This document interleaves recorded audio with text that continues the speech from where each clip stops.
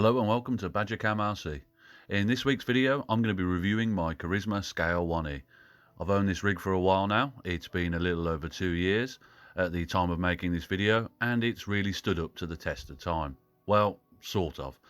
2 years on, I've just about broken the last of the stock electronics, and considering I've been using this rig twice a week with very little maintenance for the first year, I think that's not bad going.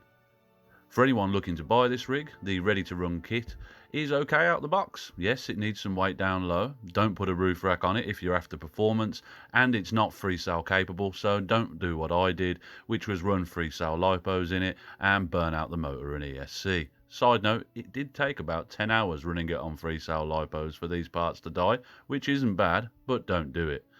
Overall for the money though, the Sca-1E is well worth the cost. At 210 quid for the ready-to-run version, this entry-level crawler was the first crawler I owned, and straight out the box, it's pretty good. I love mine to bits, but I'm more of a trail driver than a rock climber. I think overall it's a nice looking rig, and with a little bit of work it can really outperform its price tag with a few modifications. The only two things I didn't like about it out the box was the lower part of the front bumper on the Range Rover version. I think this was cut off within 1 or 2 outings as it tended to snag on things, and the battery and charger that it came with. The charger's slow, and the stock Nimmer battery that the ready-to-run version comes with doesn't last over an hour, but I guess it's good if you haven't got a battery and just want to pick it up and play straight away. I replaced mine with a 2-cell LiPo and found it lasted longer, about 2.5 hours, but that might be pushing it a bit, and performed better with this added.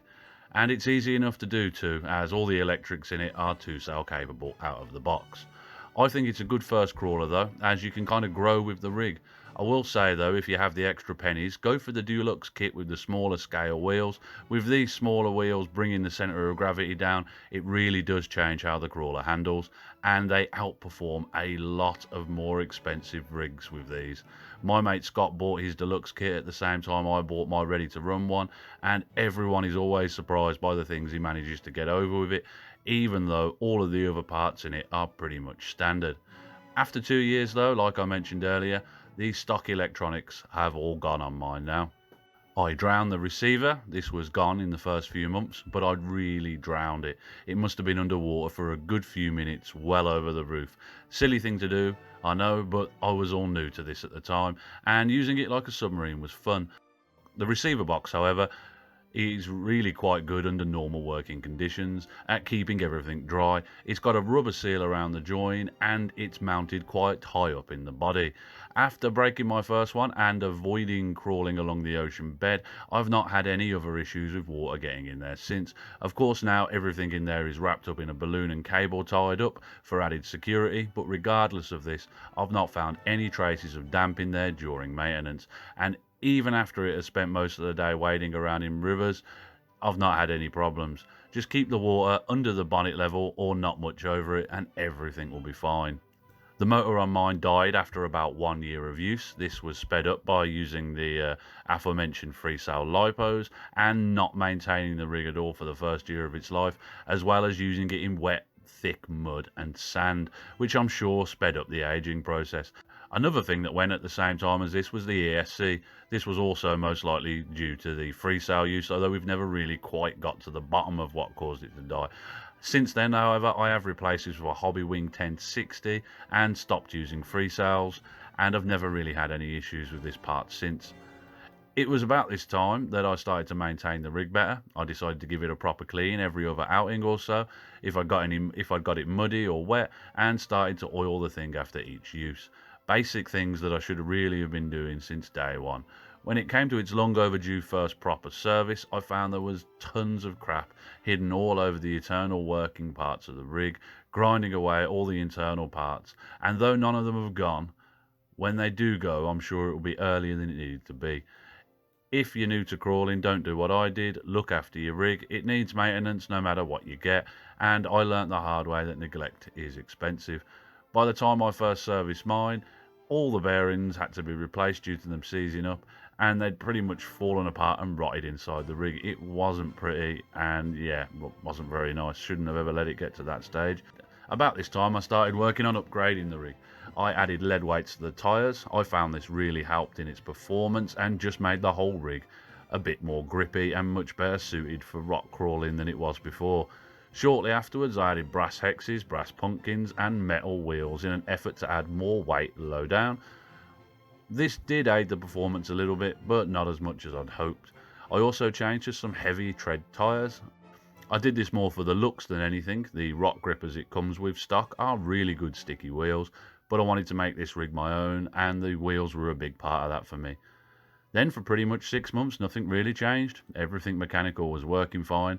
I added the Carisma inner fender kit. This really helps keep the mud from spraying up into the shell and makes things easier to clean after a long day out crawling. It's a bit fiddly to cut down and fit, but not rocket science. I did however break the front bumper due to a driving error. I drove it off a 9-foot drop straight onto the bumper, which broke unsurprisingly. This part's only plastic though, and it was cheap enough to replace, but everything else was fine. These things are actually pretty tough. I've rolled mine down big rocky hills countless times now, and everything has held up. After about a year and a half, the spur went in it. This was down to just wear and tear and was a cheap £4 replacement, so can't really grumble. When it comes to the shell, mine's still going just about. It's got a few cracks in it to show the mileage now, but nothing surprising with the amount of heavy rolls and beatings it's took over the years. The shell will soon be retired though, I think. It's not completely gone, and I reckon it's still got another year of general abuse left in it, but I don't want it to completely break, so I think I'm going to get a new one soon before it gets really tatty. Before I forget to mention it, the controller that this comes with is alright. I've since moved mine onto a FlySky 6 channel as the controllers were starting to stack up and I wanted to streamline my storage space, but the stock one's comfortable to hold. You can adjust the trim on the throttle and the wheel alignment. It's nothing special, but no problems or complaints to report with that. The last thing to go on the Carisma was the servo. This happened maybe 2 months ago, but for a ready to run part, it's lasted 2 years, so I can't really grumble about this going, and it did its job and survived everything else I put it through. I've replaced this now with a heavier waterproof 25 kilogram servo. It's been in the rig a few months now, but I'll see how I get on with that, I guess. In conclusion, that's pretty much the service history of my Carisma Sca-1E Range Rover. 2 years on, one not so careful owner. Personally, I can't complain about it, and I'd recommend this rig to anyone thinking about getting it. This rig got me into crawling. I feel I've grown along with the rig as my crawling has improved, which is what you want when you're starting out. I've learnt maintenance, troubleshooting, and basic soldering and repairs with this rig, and it's set me up with a good grounding for future rigs I'm sure to get. I think it's got a good entry level price. It's not bad performance wise, more of a trailer than a rock buggy ready to run. There are certainly better ready to run rigs out there, but for the price it's well worth every penny, and I think it's an ideal starting rig. It's certainly durable overall. It survived 2 years of me, so that's got to count for something. Spare parts for this don't cost the earth as well. I think this is a pretty strong point for this rig, as it means starter mistakes aren't going to break your bank.